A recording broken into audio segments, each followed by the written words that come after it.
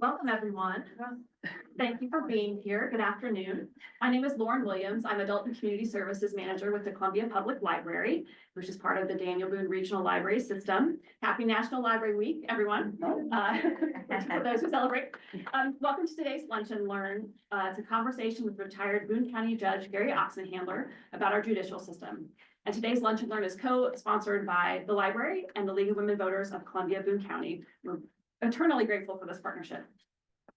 We have people attending both in person and we have folks on Zoom. So during the question and answer portion of the event, if you're on Zoom, please use the chat feature. We ask you to use the drop-down menu and chat and select to send your question to everyone so everyone can see what questions have been asked. And then when it's time for those in the room to ask questions, I'll be walking around with this microphone so that our folks on Zoom can hear those questions as well. We are recording this presentation and it will be available the next day or two on both the League's YouTube channel and the library's YouTube channel for future viewing. And I'll turn things over to League of Women Voters, Barbara Hoppy. Thank you, Lauren, thank you, Lauren. Yes, and thank you to the Columbia Public Library for co-sponsoring the Lunch and Learn program every month. I'm really pleased today to have retired Judge Gary Oxenhandler here to answer questions and give you sort of an insight and perspective on the judicial system, both locally, statewide, and nationally. Hopefully just some of his opinions, strong opinions, weak opinions. But before I do that, I wanted to remind people that this Saturday, we have a special event, an afternoon with Luella, and it's at the Jane Froman Room at Columbia College in the Dorsey building. And it's with Elizabeth Palmieri, who has written a play about Luella St. Clair Moss in collaboration with the League of Women Voters and Columbia College. And that will be at 2 o'clock. Yes. Sunday. Did I say Saturday? Oh, yeah. Sunday. Yes, I know it's Sunday. Thank you. Sunday. And you can get tickets online. You can go to our website, the League of Women Voters, and find out how to get tickets. We have brochures at the back of the room for getting tickets too. And then following that, the week of April 17th through 19th, there will be a play for performances in the Dorsey Chapel, which is a gorgeous chapel in Columbia College. So please help. We're raising funds with the afternoon with Luella to help pay for the writing of the play, and then the play will be performed, and there'll be elegant setup with refreshments and special speakers in addition to Luella there as Elizabeth Palmieri. Or is Elizabeth Palmieri as Luella? Okay, so with that, I just want to start with a brief introduction to retired Judge. I don't know if I need to say retired all the time. Whatever Barbara wants to do is just fine with me. And it can be Gary. Gary, yeah, retired Judge Gary Oxenhandler. Just a little introduction, and then I know Gary has a little story he'd like to tell, and then we'll get into the questions. We have some questions from the league, and then we'll have time, about 20 minutes at the end, 15, 20 minutes at the end for audience questions also. So in 2002, Gary Oxenhandler was appointed by Governor Bob Holden as circuit judge to replace retiring Judge Frank Conley. Then he was reelected in 2004 and 2010 and became presiding judge when Jean Hamilton retired on September 30th, 2010. And he served as presiding judge until 2013 and then retired in April of 2016 once you reach the mandatory age, which I won't say what that is. I like to say I was pasteurized. But before becoming Boone County Judge, Gary Oxenhandler practiced law in mid-Missouri for 29 years. He went to the University of Missouri and received both his undergraduate degree and his law degree here. And he grew up in the St. Louis area. I don't know if it was a suburb of that. U City. U City, yes, right.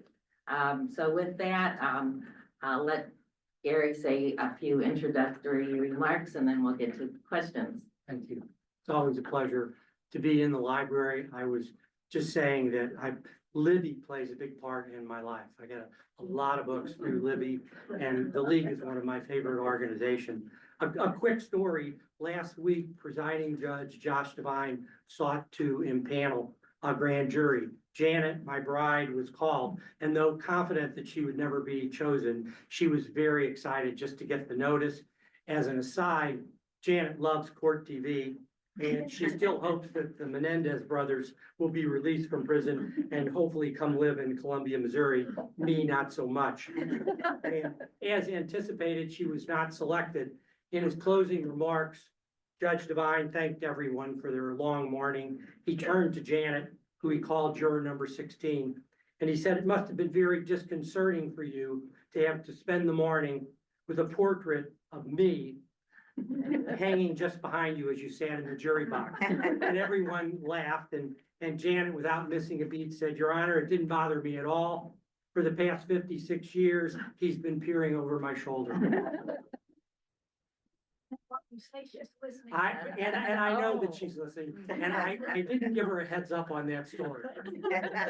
Barbara, I'm ready for whatever questions you have. And let me just make a comment. The door is open to questions. It doesn't matter what you want to ask. We'll try and field it, and I'll try and give you a good response and give you whatever insight I bring to the table. So the first question is, what were the key factors and experiences that led you to become a lawyer and then judge? Or so what led you to be who you are, who you were?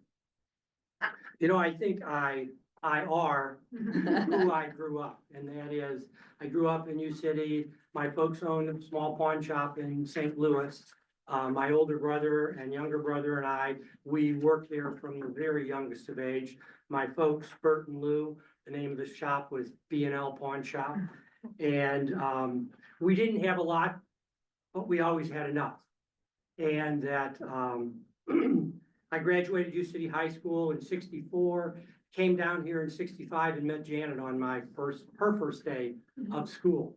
And graduated undergraduate school with a degree in English in '68, started law school in '68, got drafted on March 14th, 1969, spent 21 months, 16 days and a few hours in the Army. And Janet got drafted along with me because we were at Fort Leonard Wood and she was teaching there. She was making $5,700 a year. I was making $135 a month, and she was saving money. I don't know how that happened, but it did happen. I got out of the Army and was back in law school and graduated in '73. Practiced for 29 years with my best friend from fourth grade, Marvin Toffel, who's here in town, and I know that Ruth is part of the League of Women Voters. And hopefully, Ruth, hi, you sent me a note. And practice was great. And at the end of that 29 years, which took me up just to about 2000, my son graduated, Josh, from law school. And I had a chance to practice with him. And that's the best thing that can happen to any parent when you get to hang out with your kid. And then it was really a series of bizarre events.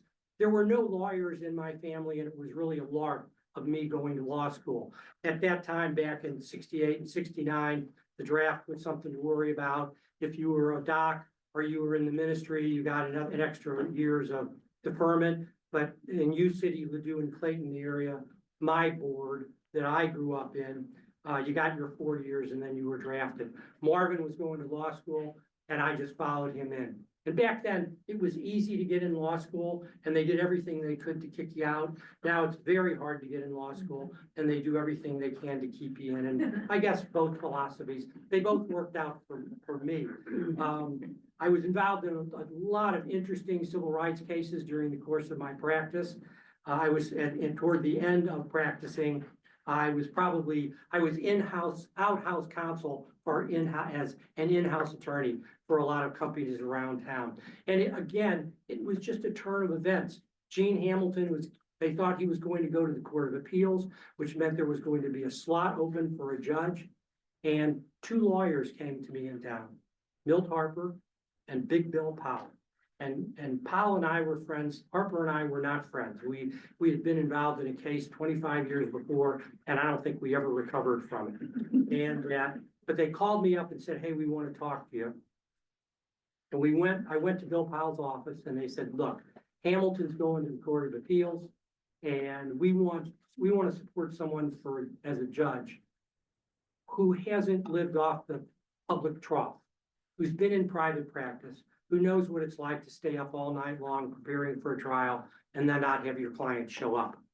And so I talked to Janet and I talked to Marvin and I talked to Josh and they said, go for it. And I threw my hat in the ring. Hamilton didn't go to the Court of Appeals. A year and a half later, Frank Conley retired. It repeated itself. I ended up on a panel before Governor Holden. And it was with Skip Walter, who later became president of the Missouri Bar Association, and Debbie Daniels, my dear buddy, smartest lawyer I ever met, who later joined me on the bench. And it just was, I remember going and talking to Bruce Wilson, because I didn't know what I was doing. And I went and talked to Bruce and I said, hey, Bruce, what do I do? And he said, how much have you given to the governor's campaign? Sure. And I said, well, I've never given anything to the governor's campaign. And he said, Gary, this will be a good learning experience. So I ended up on a panel and 3 days later, the governor called and said, Gary, I'd like you to be the judge. And after that, it just was a rocket ship, writing 1,000 letters to clients, moving into a new place that I never really got up to go to on the second floor of the courthouse. Serving as presiding judge was a great honor. Got to serve with just great judges. It was, and when we have such a wonderful judiciary here in the 13th Judicial Circuit, it's something really to be proud of. And I will tell you this, there was a point when I was on the bench that of our 12 judges and commissioners, 9 were women. And that's just unheard of. And we're just celebrating 4 women on the Supreme Court, and there's just been a documentary made about it. I just was talking with my dear buddy and Judge Ann Covington the other day, and that's gonna hit the airwaves pretty soon, and it's supposed to be wonderful, and you should all see it. So everything that happened in my life that got me to this particular point was as happenstance as anybody else. It just was a lark. I love being on the bench. We have mandatory retirement for judges at age 70. So April 21 was my birthday. On the 20th, I left the bench. And transition is sometimes difficult for judges. They don't want to leave the bench. And, you know, I'd worked my whole life and the transition was easy for me. I mediate, I arbitrate, I'm finishing up a book, and I get to speak at events like this, which is totally enjoyable, and I'll shut up. And Barbara, yes. Start with some a local question. So what type of cases did you preside over as judge? And what other duties did you have as a presiding judge, just for our audience to get a sense of that? Well, I was a judge, Article 5 judge of general jurisdiction, a circuit judge, so I could hear any kind of case. I heard any kind of civil case, any kind of criminal case, tried about 250 jury trials, any kind of personal injury, medical malpractice, products liability, all the way up through capital murder. Got to sit with the Supreme Court a couple of times. I was, 20 miles away, and sometimes they needed to be a bookmark judge. And so I'd hustle up to Jefferson City, and that was a great honor.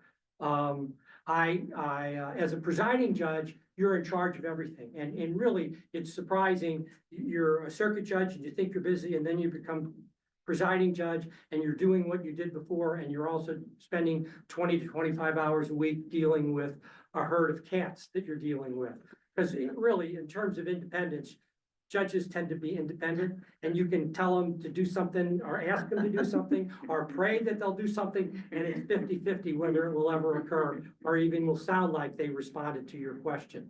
So you run the budget, you're administratively in charge, you assign all the judges to all their cases. One of the things that we did is when I came on the bench, it was interesting, there was a complete shift of power because Gene Hamilton left.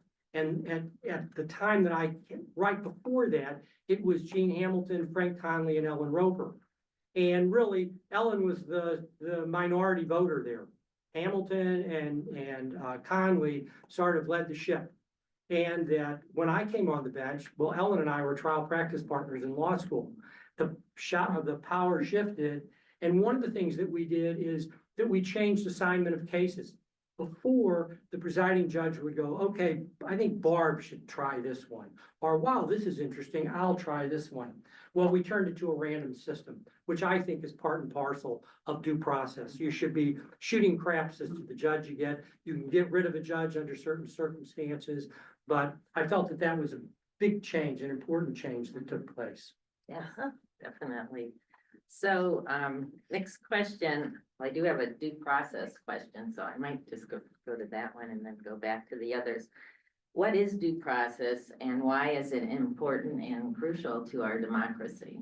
Well, simply, it is notice, the right to be heard, and the right to be heard by an impartial tribunal or judge. And it's the essence of what we do. And I recall when I first went on the bench, Gene Hamilton was my mentor, and I went in and go, what do we do here? What's the key? And he said, give them a hearing. Whatever it is, give them a hearing. And that's what I did. I had a very low threshold. Someone wanted to be heard on something, I listened to them. And so the strong part of due process, I think, is what happens in the courtroom, where hopefully our judges treat people respectfully and they listen to them, and then we try and judge impartially.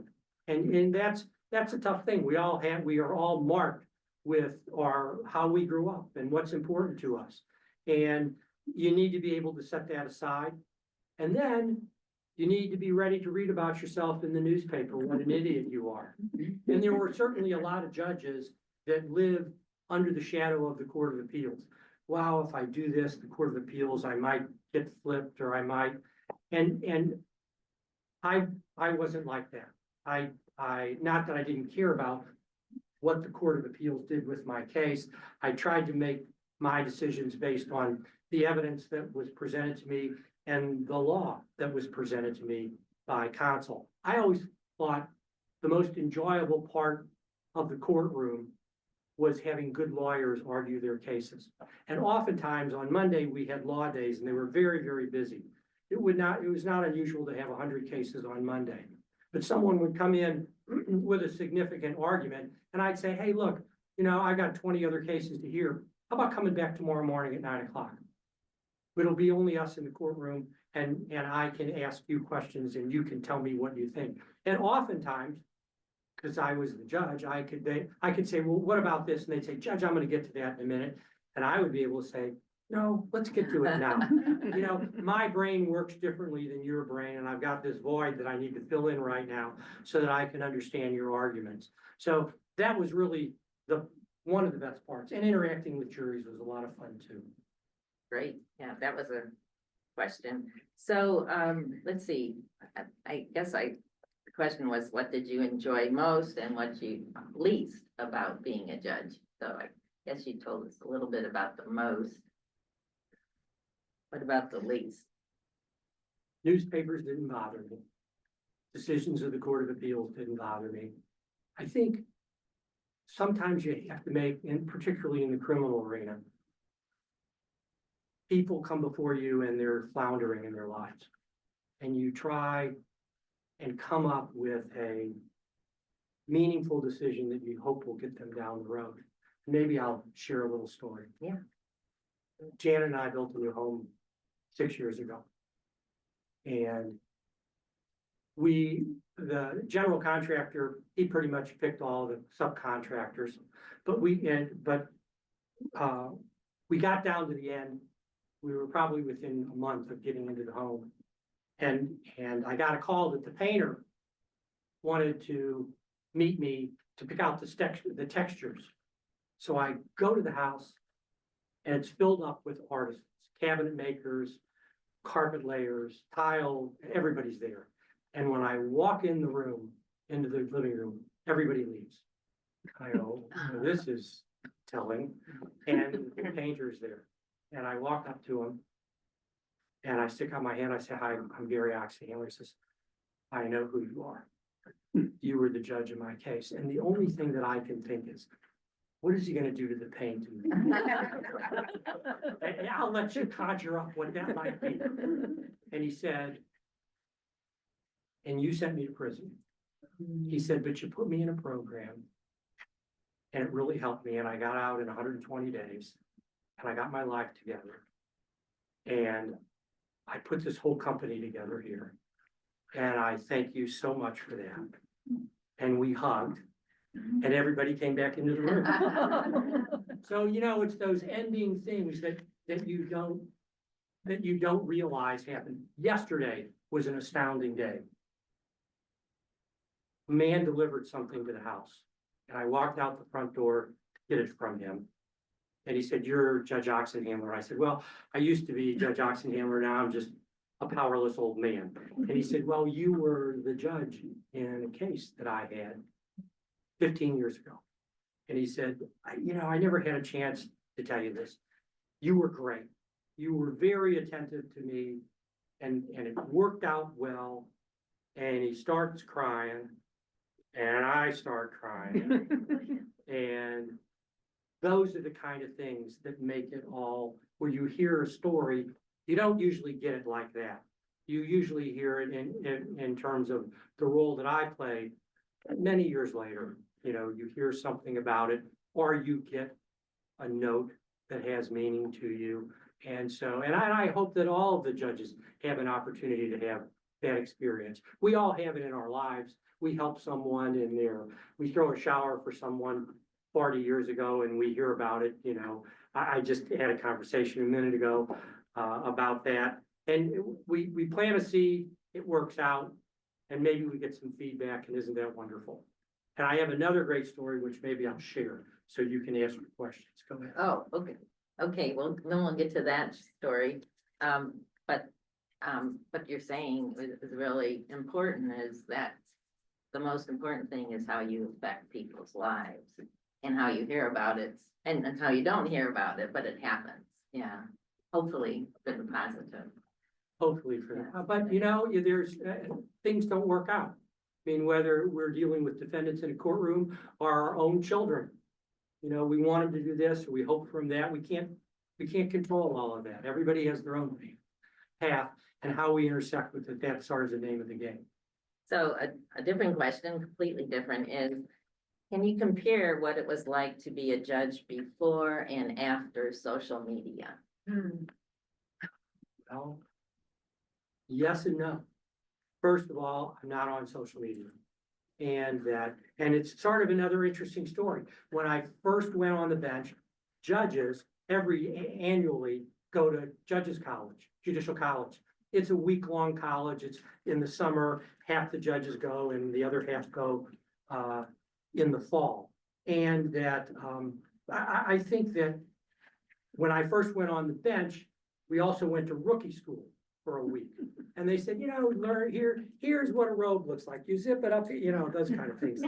But one of the things they said is, look, and we really were just breaking the ground on social media back in 2002. But they said, look, don't get a license plate that says judge on the back. And don't put your name on the mailbox. And you need to think about taking your name out of the phone book. Well, I went home and shared all these things with Jan, and she was like, what? And I said, look, come to one of my law days and sit in the courtroom. So she did.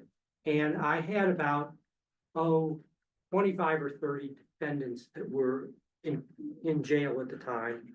And they appeared before me one at a time, handcuffed, maybe shackled, in their orange outfits.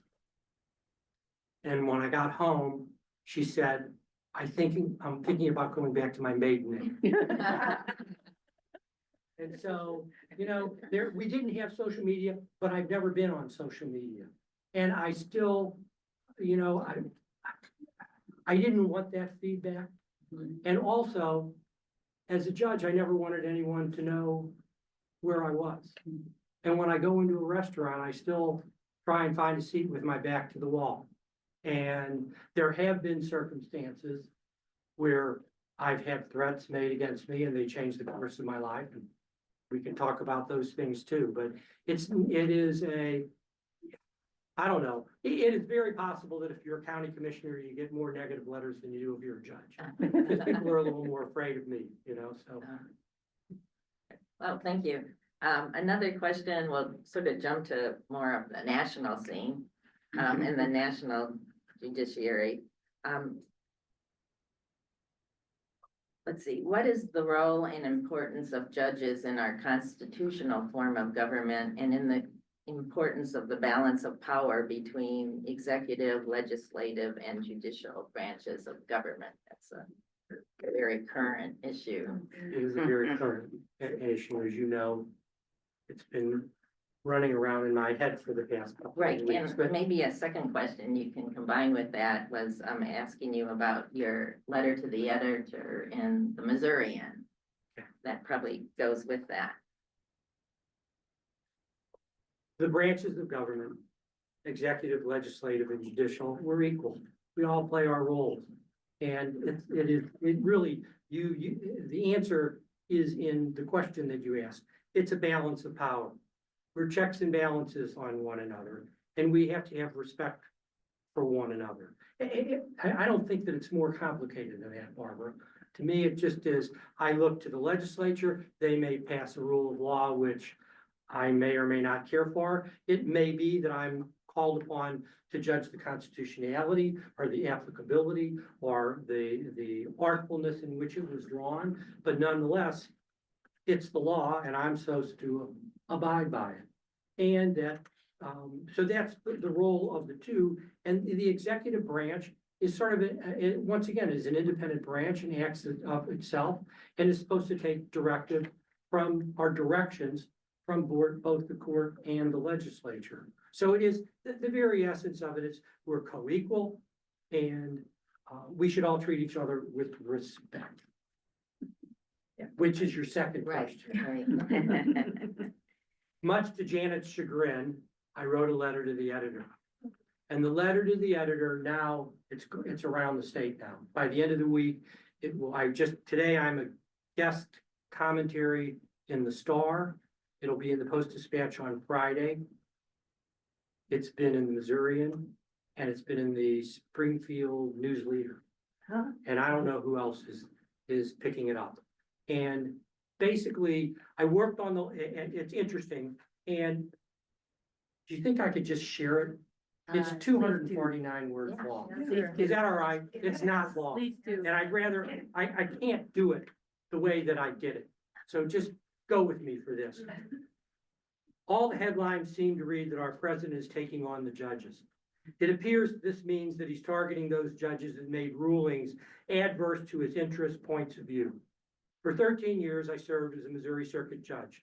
My rulings required the reading and understanding of judicial opinions written by judges across the country. Though sometimes I didn't agree with the ruling, I always believed the deciding judge was doing their best to be fair and impartial. That's the way it's supposed to be. And if a party was unhappy with a ruling, they could appeal. That's how the system works. No one should target anyone, let alone our judges. Our country requires a strong judiciary, one that's not subject to the whims of the co-equal executive and legislative branches. Wherever one might fall in the political spectrum, no one should be allowed to mess with our judiciary, as it's been our judges who have always protected all of us. Lefties, righties, abolitionists of all shapes and sizes, the disabled, the educated, the not so educated, the reds and the blues, the rich and the poor, all of us. Now's the time to step up and be heard. That stepping up needs to include our almost 500 retired Missouri judges. Let's all, everyone, talk to our friends and legislators, hands off our judges. This is so important. It's what our nation is all about.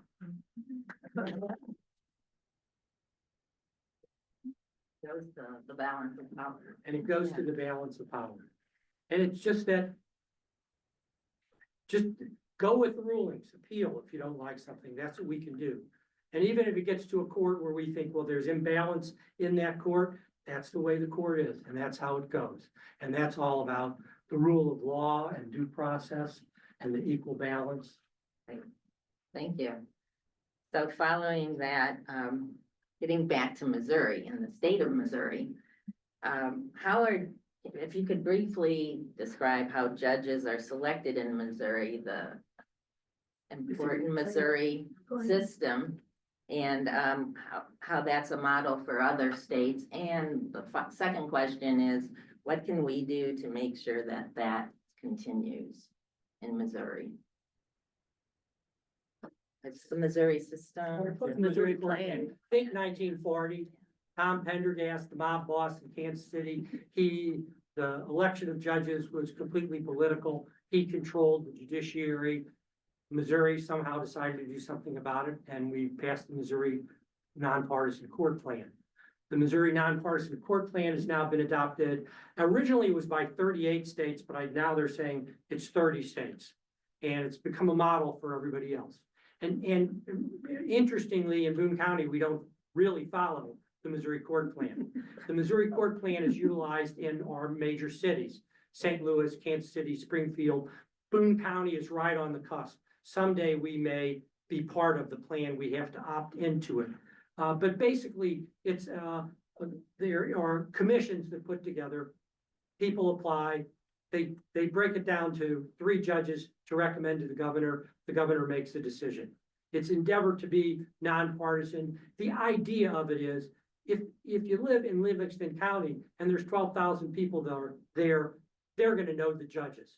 But in St. Louis or Kansas City or Springfield, where there's 1 million people, you can't know everybody. And it just makes it a little fair. So whether we ever go to a plan like that in Boone County, I don't know. It's been a discussion that is going on. And in terms of how we continue it, I don't know that there's any pushback to it right now. I think everybody grouses that if you have a Republican or a Democratic, I'll use myself as an example. Walther, Oxenhandler, and Daniels, we were sent up there as a panel, but it was a Democratic governor. And there was not going to be a Republican appointed here in Boone County. And so that's a mark against it. You go, well, but we changed in most states, in many states, we change who our leadership is. And it may take place over a longer period of time. I personally am waiting for the pendulum to swing in Missouri. I don't know. I just got my 10-year tetanus shot. I don't know I'm going to need another one. And so I'm not sure whether I'm going to see the pendulum swing back the other way. But I will tell you this, when I look, even if we look at the US Supreme Court, Chief Judge Roberts just made a decision that sort of flew in the face of many believers of one political party, and so hopefully the essence of it is that when you become a judge, you set aside all those things. And I'm not a Democrat, I'm not a libertarian, I'm not a Republican, I'm a circuit judge, and that's what I do. Thank you. So, getting to judges again and ethical rules, what are the most important ethical rules for judges locally, state, and nationally, or federally, if there are any? And what is your opinion about that? Well, there's a whole body, as a judge, we're lawyers and we're judges. So we're subject to the chief disciplinary counsel of the state who deals with lawyers. And then there's a committee on retirement and discipline of judges. It's a longer name than that, and I've never committed it to memory. And that, we can't be partisan. We have to really keep our heads down. We can't go out and support people as judges. We have to keep our mouths shut. We have to keep our mouths shut and our heads down. And that, numerous times while I was on the bench, counsel might be involved in something that would be called into question, and I would become a reporter.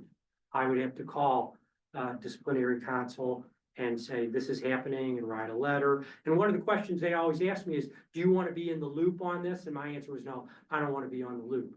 Because while this goes on, this attorney he or she may appear before me, and I don't want to know anything that might be going on with a particular matters. And I just think that I'm trying to think of things that you hear about, it's usually judges stepping outside their bounds, getting involved in some activity that they should not be involved in, that calls them into their propriety into question. But nothing really pops into my mind right now. We mostly read about them in the paper and go, why would you open your mouth? Why would you do that? Mostly judges shouldn't be talking about generally their cases while they're involved in it. There's no good that will become of that. And that, a really a good story. Can I show a good story? I was, a lady, and I'm sorry, her name evades me right now, but she was arrested for trespassing at Planned Parenthood. And that, the city came in, and when the morning of the trial, I look out in the audience at a guy that a lawyer in Kansas City who I know really well, I went to kindergarten with, is sitting there, and I go, this is Doug Gertner. I go, Mr. Gertner, come up here. And he approaches the guy, what are you doing here? He says, well, I represent Planned Parenthood nationally. And I go, he said, but I'm not involved in this case. I'm just here to observe. I go, step back. And I say to everybody, the lawyers are all there, and I go, you all just saw Mr. Gertner come up here and you know who he is. And he's been a friend of mine for 50 years. And anybody wants me out of this case, I'm out of it. And they go, no, Judge, we're happy. We want you to try the case, which I do. And so I try the case, and the city makes an egregious error. They fail to put on a piece of evidence that they need to put on. And as a result of that, right after their case, I direct a verdict in favor of the defendant. And that, so the story ends, we're down the road 3 months later. Judge Jody Azel, who's circuit judge at the time, is also on the bench with me. She comes into my office and she says, well, I guess you saw a big write-up about you in Missouri Catholic Magazine. And I said, no, I don't subscribe to it. And she says, and I look at it, and it's an article about the case, and it's just lauding what a great judge I am. And really, there would have probably been nothing more that I would rather do than fine this lady, fine her $10 for trespassing on Planned Parenthood. And so in any event, it's a nice article lauding me. And I tell the story when I retire. I have a state of the retiring judge to the Boone and Callaway County lawyers. And I tell the story and I say, I think that it may have been the first time that a Jew got a major write-up. Which they all thought, and then I said, no, actually it was the second one, I'm pretty sure. Yeah. That one was a rolling laughter, which I won't explain. So, You don't need Yeah, so you're speaking to being fair and impartial despite your personal beliefs. and that's the essence of it. And that's what I saw judges do time and time again.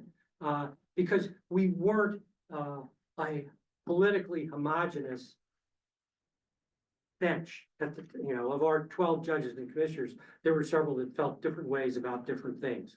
And but I always felt that everybody was trying their best to be fair and impartial. And if they felt, and that not only goes to how I might feel, but it also goes to the participants and how they feel when I had that case that I just talked about. And if anybody had said, Judge, we want you off the case, it would have been fine. That's just the nature of the game. Some cases you hear, some cases you don't hear. Thank you. A couple more questions and we'll get to audience questions. Sure. And I'll cut back on the stories. But I think that sometimes the stories tell more than the story themselves. Great. Yeah, they're very elucidating, I guess is the word. So, incarcerated Missourians, their loved ones, and prison staff gathered at the Capitol, Missouri Capitol last Wednesday to advocate for an independent prison oversight. What are your thoughts and opinions on this? And can you talk a little bit about also capital punishment, the death penalty, and overcrowding in the jail, so somebody please. My God, that's the Jail. biggest question I've ever been asked. Well, Jail question. You know, let me start with Jail the jail and question. One of my areas of interest for the past, since the late seventies, has been jail populations on a local, state, and national level. And that I'm still continue to be involved in those questions in various places. And that I've served on and chaired a number of commissions for the county looking at jail populations. And the week before Barbara contacted me and said, would you consider doing a Q&A? There was an article on the front page of the Missourian that there was overcrowding at the jail. And to me, it's an interesting balance. Is it an overcrowding problem or is it a mass incarceration problem? Yeah. And that interestingly, there is a report that comes out once a week, which you probably could get on the mailing list for, that tells all the details about what's going on in the jail in terms of their populations and dispositions and things like that for the past week. And it's a snapshot of the day. And there's only the names and all that information means nothing to me. But on page 8, there's a footnote. And in the footnote, it says, today it costs X amount to incarcerate defendants out of county. And that I know that the budget for the county, unless it's changed very recently, is $300,000, which means that we can spend $821 a day and be within budget. Last Thursday, that number was $5,373, which means that if that projected out over a year, which it won't, it'll go up and down, though it's sustaining at that number for the past month, we'd be $1.5 million over budget. So, okay, we house people out of county. Is that a bad thing? No, it's really not. The reason is that if we were to go and say, well, let's build a bigger jail, and just like Field of Dreams, if we build it, they will come, which, because it lowers the threshold for putting people in jail. It could cost us anywhere from $60 to $100 million to build a facility. In addition to that, we can't get the staff to operate it because it's not a fun job working in a jail. It's not fun working in a place where people might spit on it. And so we don't have long-term jailers. And we actually have an experience here in Boone County while I was on the bench where we had to shut down a pod of 40 inmates. And they had to be housed out of county. And we really looked at this issue back then about staffing. So there is this balance, us paying $1.5 million a year. Is that a better deal than spending $100 million on a facility that we can't staff? And that has nothing to do with what it costs to operate the facility. And so they project out it could cost $200,000 a bed to build a facility. That's sort of a round number that's used, though we could, what if it's $100,000? Still, we're talking $40 million to build a 400-person facility. So also another problem that has grown in the early 90s, we started shutting down our mental institutions. And as a result of that, we created a street problem. And then we had Afghanistan, and we have lots of people coming back from the military that are living on the streets. And we have the unhoused problem that we're dealing with. And a lot of those end up in jail facilities. And so one of the things that we did, that actually Gene Hamilton did, based on a committee that took place for the county right at the time I came on the bench, and that was he created the Jail Administration Committee, which meets weekly. And the idea, it sort of stalled over COVID because they're not effective if they're Zoom. They're just not as effective. But you got everybody in a room who had anything to do with putting people in jail. The judges, the prosecutors, probation and parole, the court services officers, anybody, public defender, anybody that we could, the bonds people were all involved in it.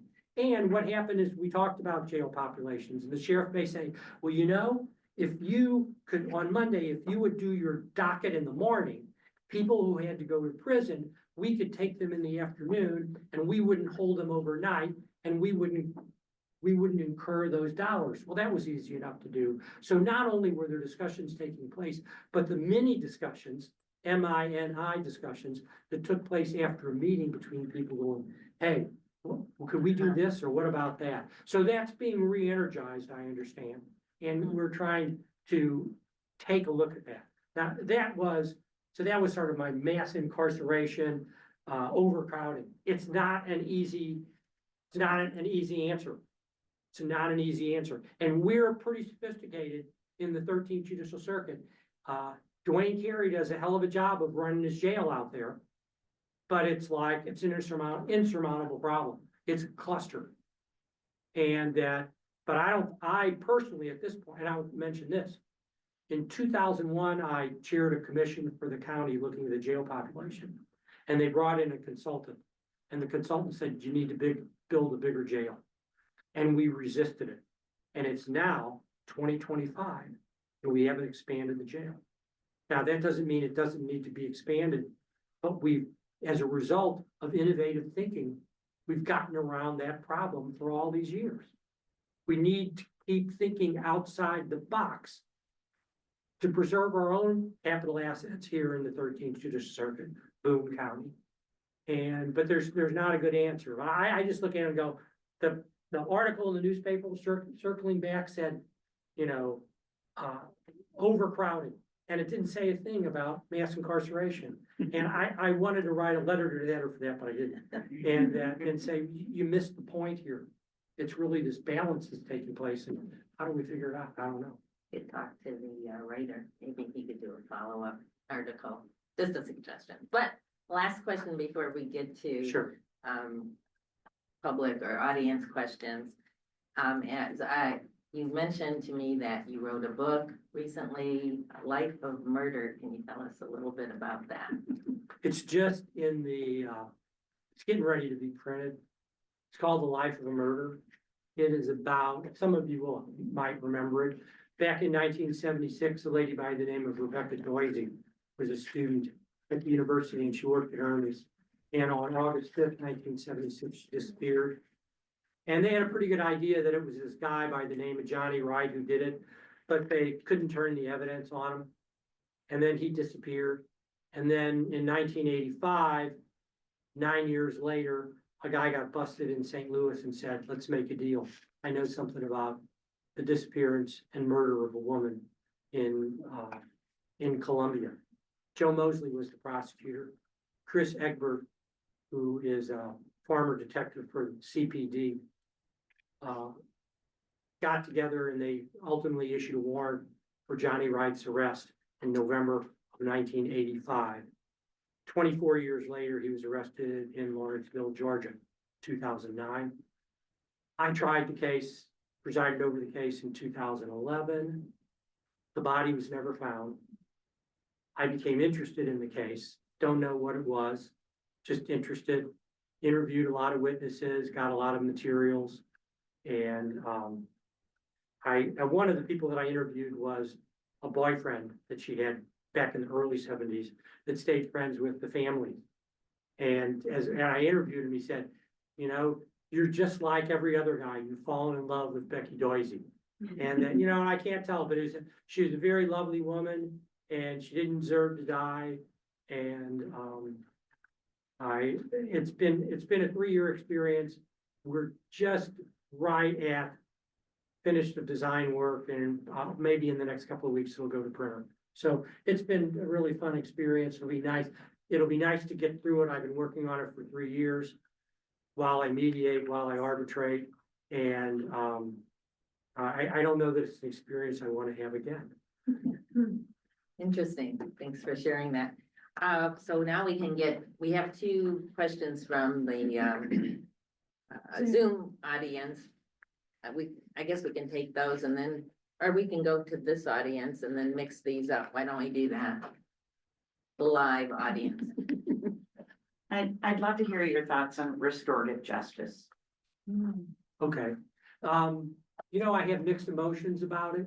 There have been circumstances where I thought getting the people together might be helpful.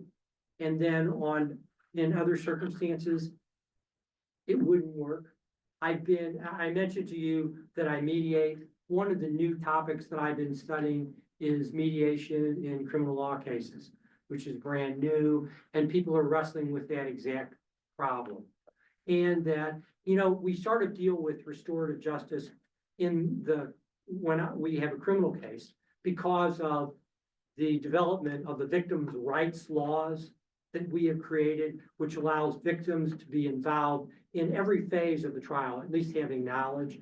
And certainly when it comes down to criminal sentencing, I've often had victims or victims' family testify as to sentencing. And sometimes I think it is cathartic for them to do that. And sometimes I think they're still burdened by this and they will be burdened by this forever, regardless of how responsive the court might be.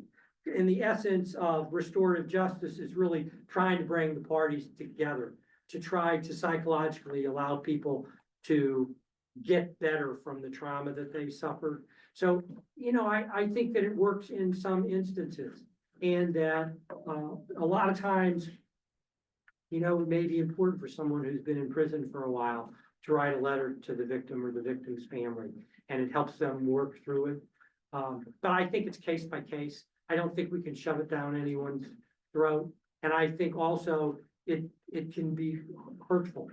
And I'm really anxious about that. I'll run into someone who was a victim 15 years later, and they're still a victim, and it was too much of an event, too traumatic of an event to really work through.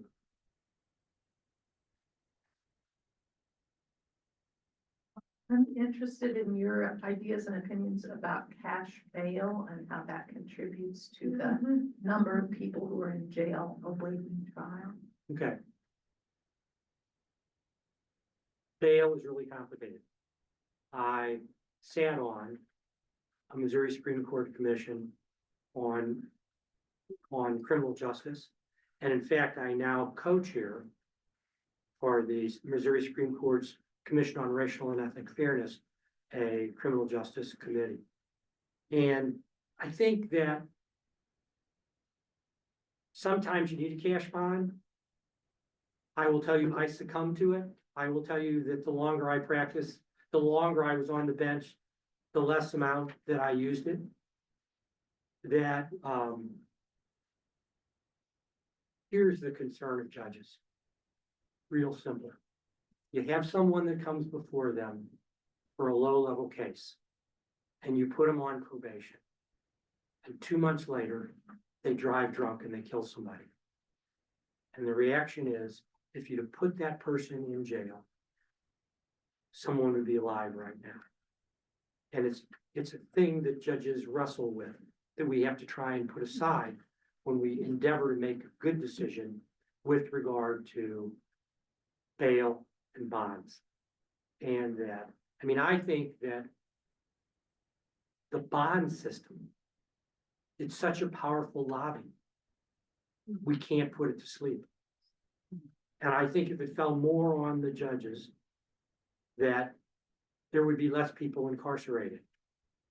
And I regularly talk to our judges about the jail population, and really goes back to that question.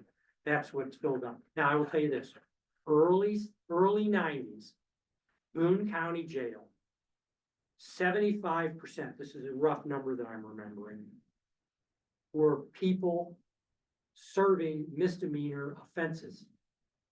Now, it's probably under 3%.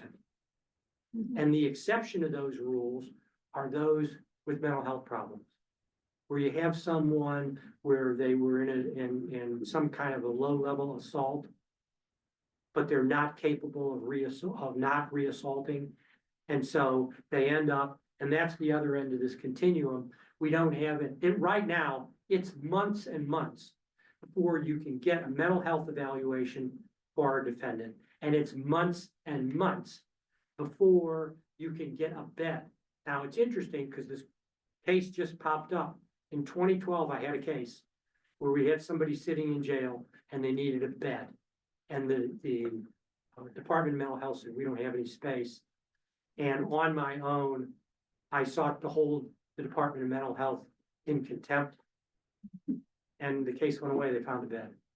Somehow, I don't know how they did, but they did. Now, that was maybe a simplistic answer when the problem isn't as great as it is now.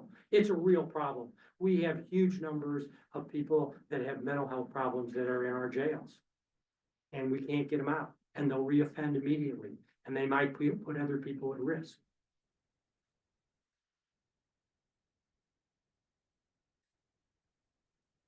I'm wondering about the ramifications of the Supreme Court and the immigrant decision. Did Trump win or did immigrants win? I have a hard time telling. You know, I don't think that we know who wins. Okay. You know, I mean, it's just like, I don't know what, I go to a lot of sources. My news sources are many, and pretty much when I look at all of them, I go, oh, there's a topic that's being discussed. But I never know what the topic is unless you endeavor to go and do a deep dive. And then even when you do a deep dive, you really would almost have to go read the Supreme Court decisions and decide what impact they were going to have.